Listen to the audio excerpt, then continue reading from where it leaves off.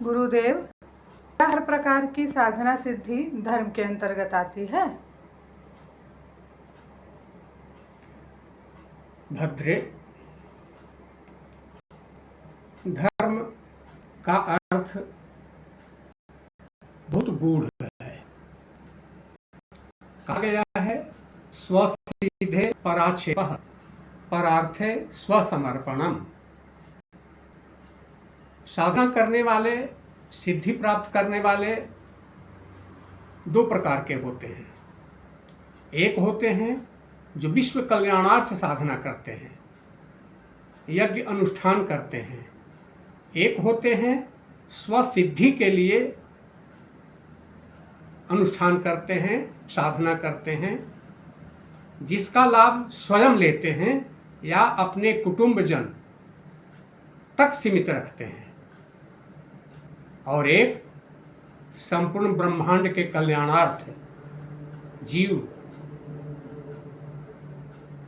प्रकृति के कल्याणार्थ धर्म करते हैं। एक उदाहरण देता हूं। एक समय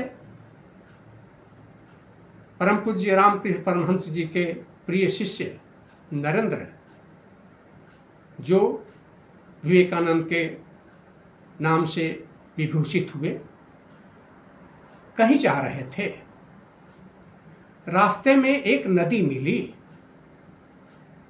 नदी के किनारे जाकर विवेकानंद नौका का इंतजार करने लगे। वहीं एक सिद्ध संत निवास करते थे।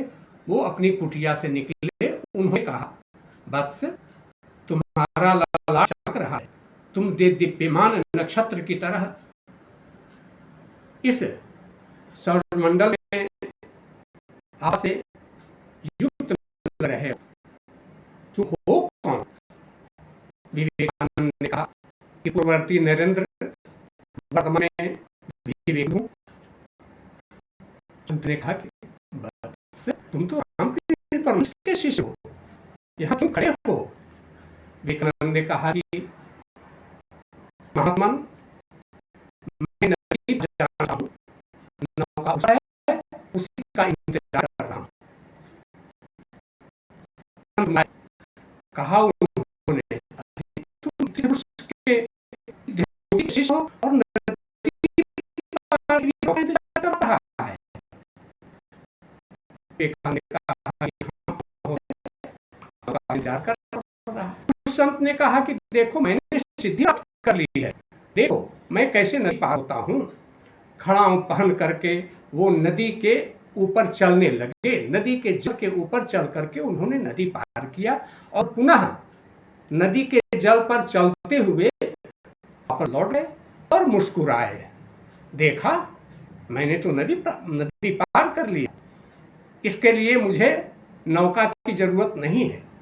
विवेकानंद मुस्कुराए। उन्होंने कहा, महाराज, आपकी आयु कितनी है? उन्होंने कहा, संत ने, मेरी आयु तो 70 वर्ष की है। विवेकानंद ने कहा कि इस सिद्धि को प्राप्त करने में कितना समय लगा आपका? संत ने कहा कि करीब करीब 30 साल समय लगा मुझे सिद्धि प्राप्त करने में। विवेकानंद ने पुनः प्रश्न किया कि महाराज, क्या इस सिद्धि से किसी का रोग दूर हो सकता है क्या? संत ने कहा कि नहीं।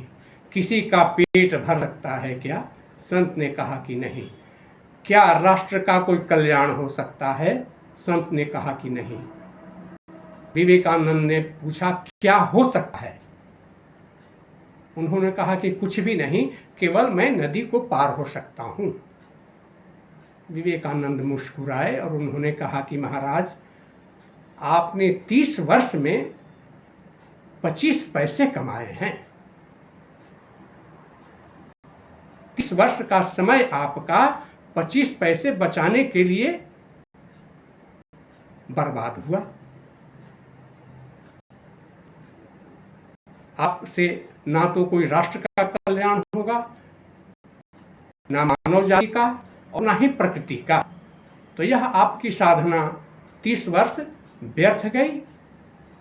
भद्रे, यह साधना धर्म नहीं है।